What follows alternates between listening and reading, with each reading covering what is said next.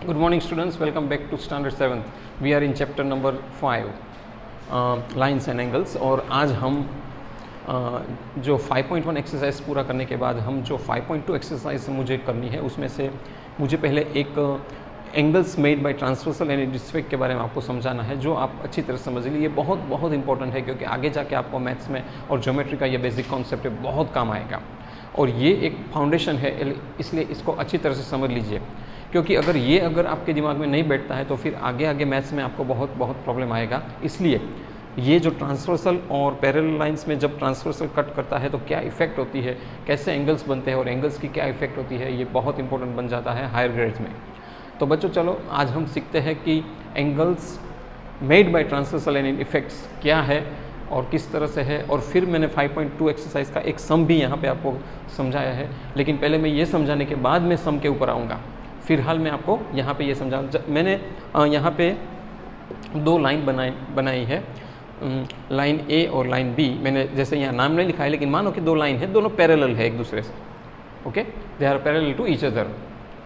अब एक और लाइन मैं यहाँ से ड्रॉ कर रहा हूँ जो दोनों लाइन को यहाँ पे इंटरसेक्ट कर रही है और यहाँ दो अलग अलग पॉइंट पर इंटरसेक्ट कर रही है।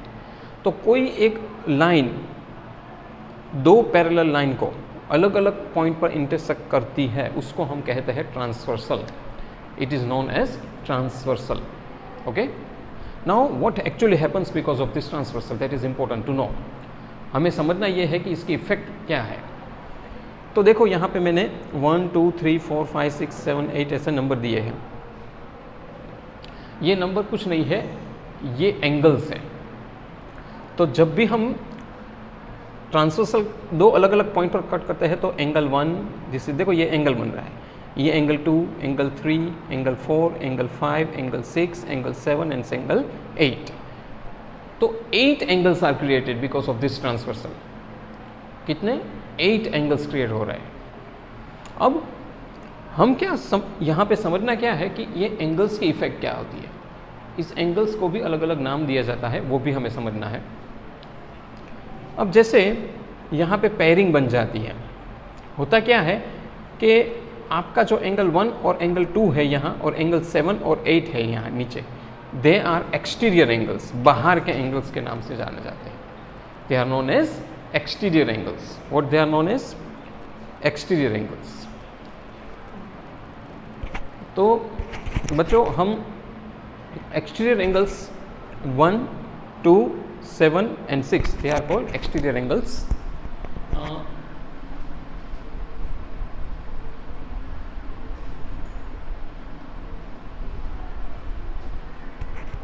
Let us continue.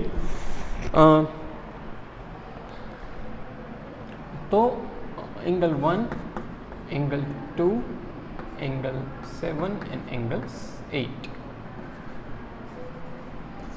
They are called exterior angles. तो overall we have 2 pairs of exterior angles, 1 pair and 2 pair. I hope this is clear. बाहर के है मतलब एक्सटीरियर।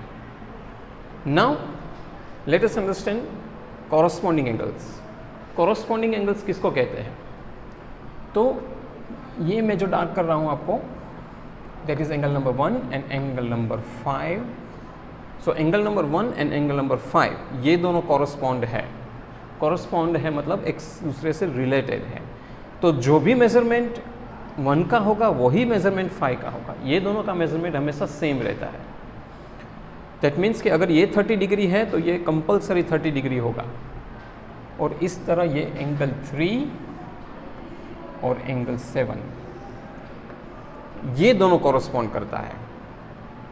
तो इसका 50 डिग्री होगा तो इसका भी 50 डिग्री होगा। तो ये दोनों का मेजरमेंट सेम होगा, ये दोनों का मेजरमेंट सेम होगा। तो मुझे ये ट्रांसवर्सल की लेफ्ट हैंड साइड में 2 pairs ऑफ कॉरस्पॉन्डिंग एंगल्स बने। 2 बने ना, एक 1 and 5, दूसरा एक पेयर वो, और 3 and 7 वो दूसरी पेयर। तो 2 pairs ऑफ कॉरस्पॉन्डिंग एंगल। अब यही सेम चीज़ ट्रांसवर्सल की RHS साइड भी बनेगी। यहाँ पे एंगल 2 एंड एंगल 6 ये दोनों कॉरस्पॉन्डिंग एंगल है और उसकी सेम इफेक्ट होगी। जैसे कि ये दोनों का मेजरमेंट सेम होगा, जैसे मैंने यहाँ पे आपको बताया, जैसे कि ये 40 होगा तो ये 40 ही होगा।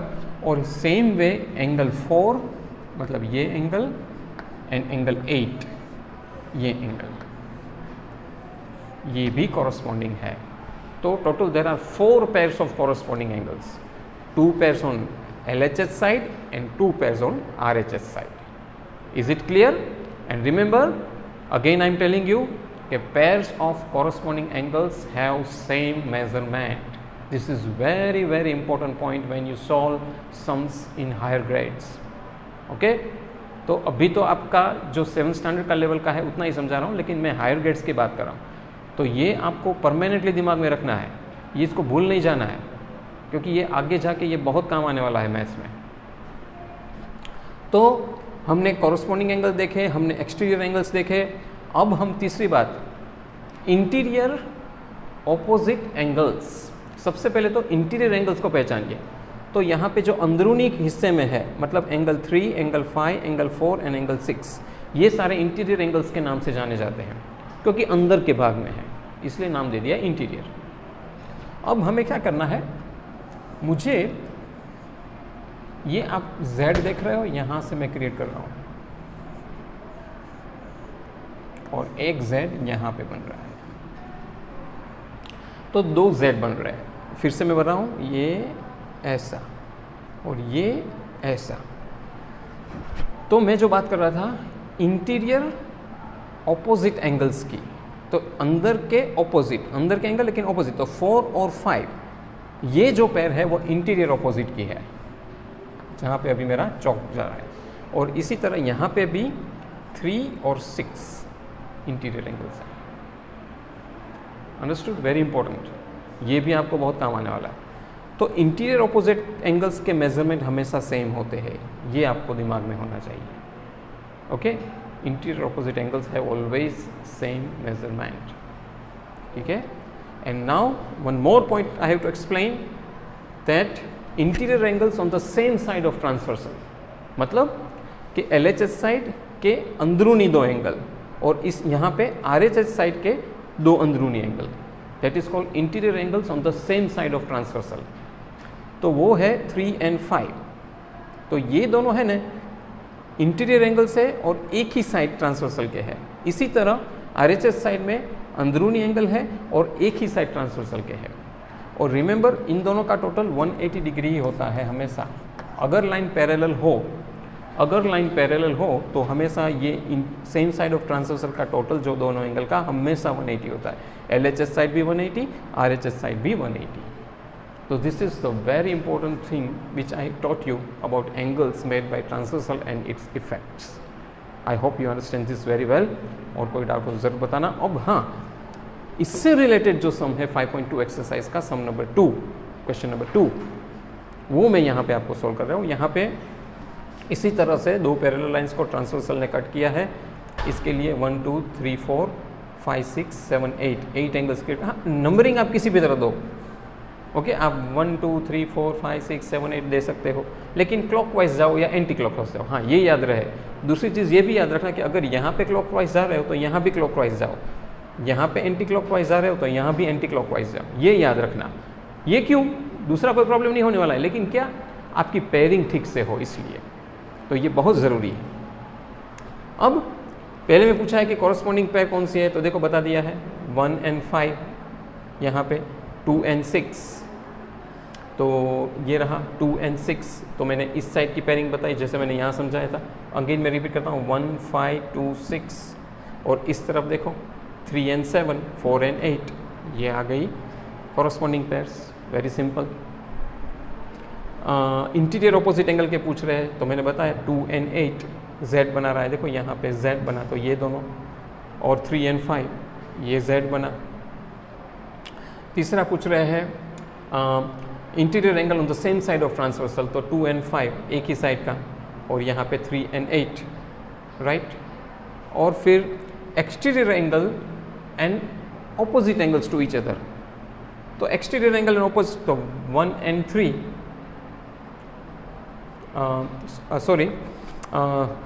हाँ ये एक्चुअली वर्टिकली ऑपोजिट एंगल्स का पूछ रहे हैं, सॉरी मैंने आपको एक्सटीरियर एंगल का बात की, लेकिन actually are asking about vertical. आप टेक्स्ट बुक में क्वेश्चन है आपके एनसीईआरटी में, ज़रा देख लीजिए नीचे के जो क्वेश्चन है उसको मैंने सॉल्व करके यहाँ भेजा है।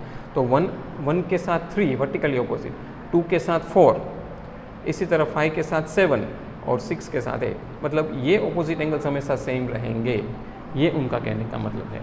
और इसके बेस पर ही जो मैंने समझाया बाकी सारे सम्स भी इसके ऊपर ही है, तो आप उसको होमवर्क में कर लेना। इसके साथ 5.2 एक्सरसाइज कंप्लीट।